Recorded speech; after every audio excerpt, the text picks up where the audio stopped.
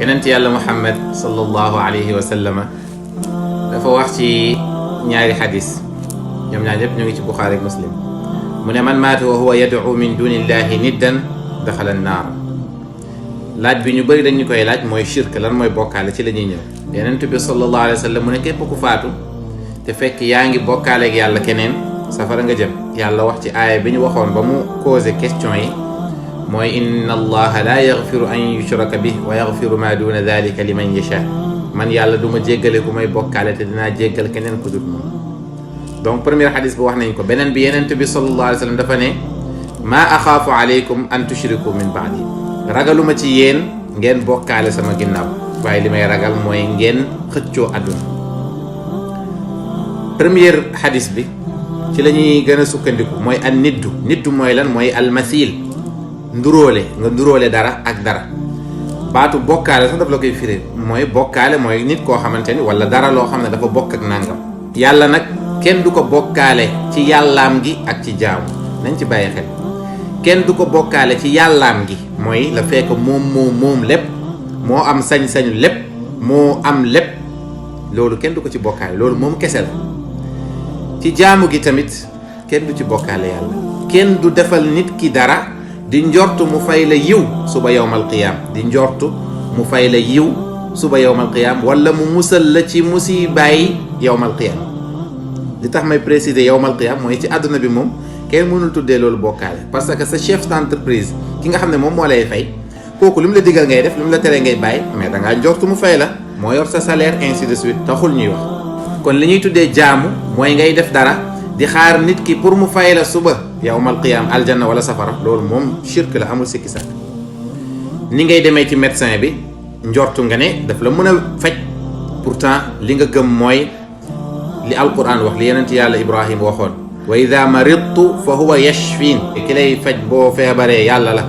waaye nag loolu liñ ciy déggee mooy décision finale bi kattan bi ci biir yàlla moo ko yor mais n'empêche doomu aadama bi yor na kon yàlla dafa am ay meloom yoo xamante ni moom kese moo ko moom lu mel ni alxaaliq ki nga xam ne moom mooy sàkk parce que keneen ku dut yàlla dangaa jël ci mbindeefu yàlla créé waaye kenn mënu fee créé loo xamante ne ci yow la jógee jëlee woo ko fenn yow yaa toog rek bëgg mu am loolu yàlla la tabaraka wa taala. kon ci tënk rek pour vidéo bi gàtt ñu comprendre lépp loo xamante ni dafay laal yàlla ak yàlla gi lu mel ni ci ndogal lu mel ni ci musalaate loo xamante ne teguwul ci loxo nit ki wala ngay ñaan nit ki loo xamante ni teguwul ci loxoom yooyu shirk lañ koy tuddee bokkaale. waaye man ma yor sama 5000 nga ñëw ñaan ma 1000 francs dara nekku ci parce que mu ngi ci sama moomeel waaye mënumaa toog rek nga ñëw ne ma damaa bëgg nga may ma suba ak jàmm sama soxna si war a wasin mu wasin ci jàmm déedéet loolu yàlla rek ko mën. li ngay wax mooy damaa bëgg nga ñaanal ma yàlla waaye yow mën nga ñaan yàlla ci barke kooku loolu mooy tawassul donte ne borom xam-xam yi ute nañ ci waaye li gën a wér mooy lu wér la. munoo ñëw tamit di muslu ci nit ki lu mel ni ci safara wala ngay muslu ci moom ci lu ñëwagul wala lu nekkul ci pouvoir am yooyu yëpp dafay dugg ci shirk. yenn saa yi mën nga ñëw ci waliyu yàlla wala borom xam-xam wala nit koo xam ne njortu nga ci moom yàlla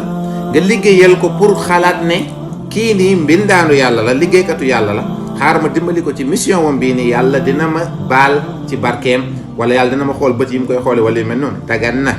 mais boo jàppee ne yow la fekk nga koy liggéey moom moo lay musal suba yawmal qiyaam wala moom moo lay dugal aljana dans ce cas shirk la te ñu bëri ñu ngi ciy daal. kon daal ci tënk li ma bëgg a wax yépp a shirk mooy ngay jël loo xamante ni ci moomeelu yàlla la wala ci kattanu yàlla la wala ci xam-xamu yàlla la nga jël ko nga moomale ko doomu aadama. la fekk ma wax xam-xam dinaa fa cité tamit mooy xam lépp luy ñëwi lépp yàlla rek ko xam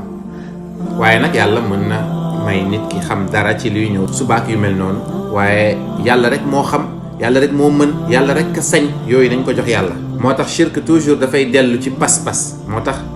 may wax ne am na melo yoo xam ne yàlla moo ko moom mais majaas la ci jaam bi nit ki bu ko xàmmeewee rek mun na bañ a am problème ndax yàlla wax na ci suratul baqara verset 22 mu ne fala taj'alu lillahi andaadan wa antum taalamuun gis nga fin bi dafa ne wa antum taalamuun bu leen utal yàlla ndend mooy koo xam ne day diiranteeg moom mbagg